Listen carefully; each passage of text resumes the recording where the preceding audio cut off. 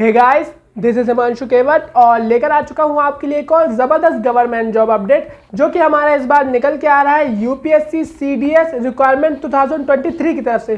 दोस्तों, जैसा कि आप सभी जानते हैं, जो हमारा यूपीएससी है यानी कि यूनिफाइड सर्विस पब्लिक कमीशन, उसके रिगार्डिंग विभिन्न डिपार्टमेंट के अंदर भर्ती निकाली जाती है, जिसमें से हमारा एक डिपार्टमेंट डिफेंस के अंदर आता है, जिसके अंदर हमारी एयरफोर्स, नेवी और जो हमारी मिलिट्री है उसमें डिफरेंट पोस्ट के ऊपर भर्ती निकाली जाती है। तो ये सभी पोस्ट जो हमारी रहती है वो सभी ऑफिसर रैंक की पोस्ट रहती है। तो जैसे कि आप सभी जानते हैं, जो यूपीएससी है उसने एक ऑफिशियल नोटिफिकेशन जारी किया है जिसके अंतर्गत यूपीएससी सीडीएस की रिगार्डिंग भर्ती निकाली जा रही है। तो इस वीडियो में आपको एक कंप्लीट डिटेल प्रोवाइड करवाऊंगा जिसमें हम लोग बात करेंगे एज लिमिट के बारे में, एजुकेशन क्वालिफिकेशन के बारे में और इसके रिगार्डिंग क्या सिलेबस रखा गया है उसके बारे में बात करेंगे, और इसकी जो इनिशियल इन हैंड सैलरी आपको आफ्टर सिलेक्शन के बाद क्या मिलेगी उसके बारे में हम लोग बात कर लेंगे। और इसका जो सिलेबस रखा गया है उसमें जो फिजिकल क्राइटेरिया रखा गया है वो क्या रखा गया है, हाइट कितनी मांगी गई है, चेस्ट कितना मांगा गया है, आपका वेट कितना मांगा गया है और बॉडी मास इंडेक्स जो रखा गया है वो कितना रखा गया है, उसके रिगार्डिंग में आपको इस वीडियो में कंप्लीट डिटेल में बात करेंगे। तो दोस्तों, वीडियो काफी इंटरेस्टिंग रहने वाला है, तो वीडियो के अंत तक जरूर बने रहिएगा। ज्यादा देरी ना करते हुए चलिए वीडियो को शुरू करते हैं। सबसे पहले हम बात कर लेते हैं इंपॉर्टेंट डेट्स के बारे में। तो दोस्तों, जो इसकी इंपॉर्टेंट डेट्स है वो कुछ इस तरीके की है, जैसे कि हमारे जो फॉर्म भरने की जो ऑनलाइन रजिस्ट्रेशन की डेट है वो 17/5/2023 से स्टार्ट हो चुकी है, जो कि हमारी 6/6/2023 यानी कि 6 जून 2023 तक चलने वाली है। इसके लिए इसका मतलब यह है कि आपको फॉर्म भरने के लिए लगभग 20 दिन का समय मिल जाएगा। और यह जो हमारी पोस्ट है वो SSC women non technical course के लिए इंक्लूडेड है। तो इसमें देख लेते हैं इसमें कौन कैंडिडेट अप्लाई कर सकते हैं, कौन कैंडिडेट अप्लाई नहीं कर सकते। सबसे पहले हम आते हैं पेनल्टी ऑफ रॉन्ग आंसर के ऊपर। दोस्तों, जैसा कि आप सभी जानते हैं, इसमें जो अदर जो गवर्नमेंट एग्जाम होते हैं उसमें हमारी जो नेगेटिव मार्किंग रहती है वो भी इंक्लूड होती है। तो इस एग्जाम में भी उसी प्रकार की नेगेटिव मार्किंग रखी गई है। तो जो दोस्तों जो हमारी नेगेटिव मार्किंग रखी गई है, जैसे कि candidate should note the there will be penalty negative marking for wrong answer marked by a candidate in the objective type question paper। मतलब कि जो आपका ऑब्जेक्टिव टाइप क्वेश्चन पेपर आएगा उसमें आपकी नेगेटिव मार्क भी इंक्लूड रहेगी। चलिए बात कर लेते हैं और इम्पॉर्टेंट थिंग्स के बारे में। सबसे पहले हम बात कर लेते हैं इसकी जो वैकेंसी निकली है वो कितनी वैकेंसी निकली है। तो दोस्तों, जो हमारी वैकेंसी निकली है वो 349 निकली है, जिसमें से हमारी जो IMA यानी कि इंडियन मिलिट्री एकेडमी जो कि देहरादून में है उसमें टोटल नंबर ऑफ वैकेंसी 100 निकली है। जो हमारी जो NCC group C army wing के अंदर 13 वैकेंसी को रिजर्व रखा गया है। और दूसरी जो हमारी निकली है वो इंडियन नेवल एकेडमी में निकली है, उसमें हमारी 32 वैकेंसी रखी गई है।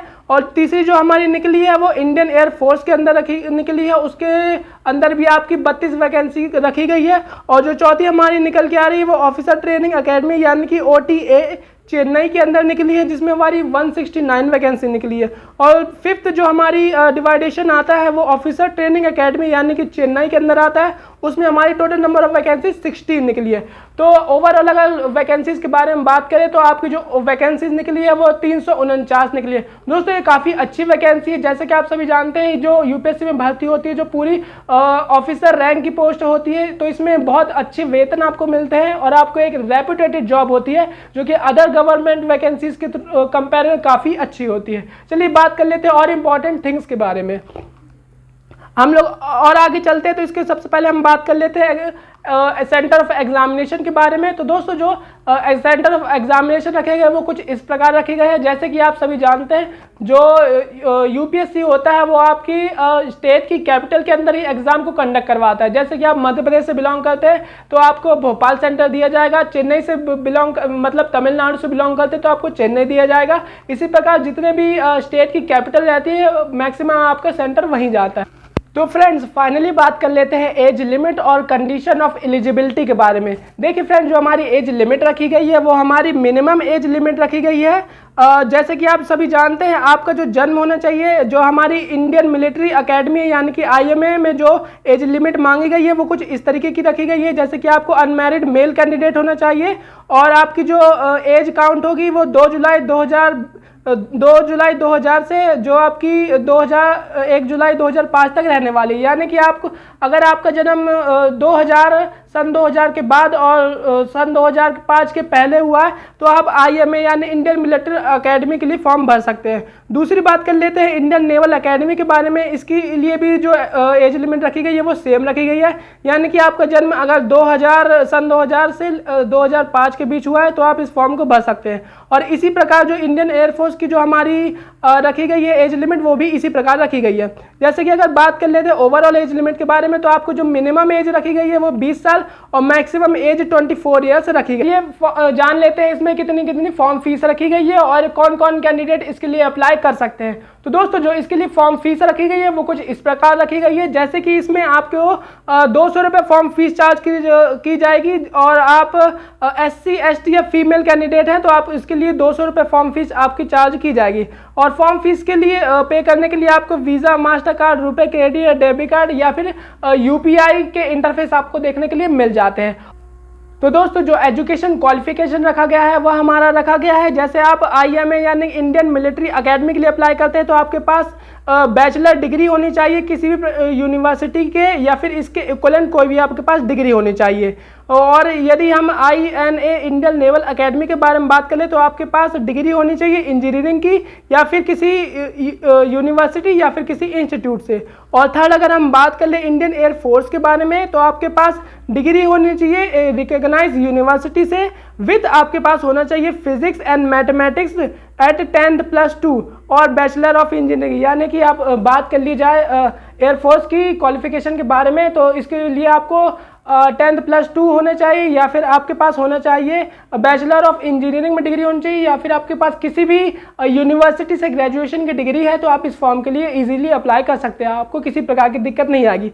बाकी चीज़ों के ऊपर चलते हैं तो हम बात कर लेते हैं और बाकी चीज़ों के बारे में कि इसमें और क्या चीज़ बताई गई हैं।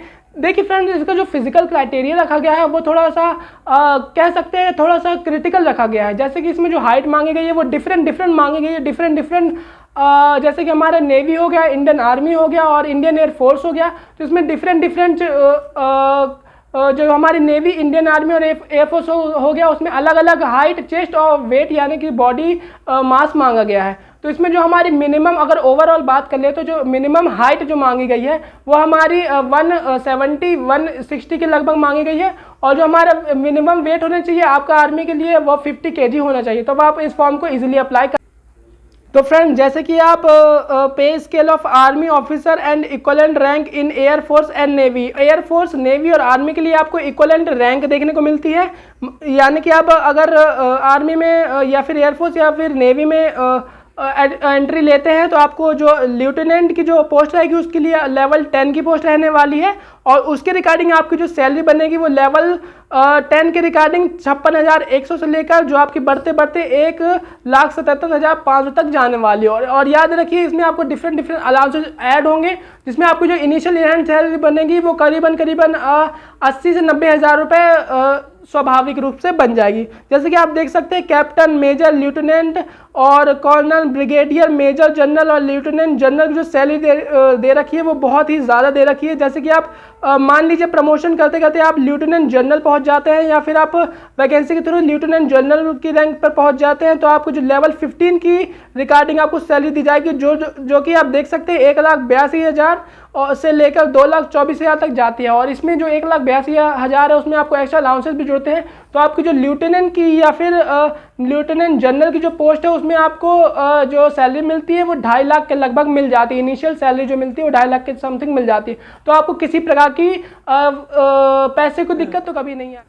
तो फ्रेंड्स चलिए बात कर लेते हैं सबसे इंपॉर्टेंट थिंग यानी कि सिलेबस के बारे में। देखिए फ्रेंड किसी भी गवर्नमेंट वैकेंसीज को क्रैक करने के लिए आपको उसके सिलेबस के बारे में पूरा पता होना चाहिए। तो चलिए जान लेते हैं CDS में क्या सिलेबस को रखा गया है। देखिए जो फ्रेंड जो हमारा सिलेबस रखा गया है वो कुछ इस प्रकार का रखा गया है। जैसे कि आपका जो सिलेबस रखा गया है स्कीम ऑफ एग्जामिनेशन, इसमें जो आपका इंग्लिश आने वाली है वो 2 घंटे की आएगी जिसमें आपको 100 नंबर दिए जाएंगे और इसमें जो आपकी जनरल नॉलेज आएगा वो 100 मार्क्स का आएगा जिसमें आपको 2 घंटे का समय दिया जाएगा।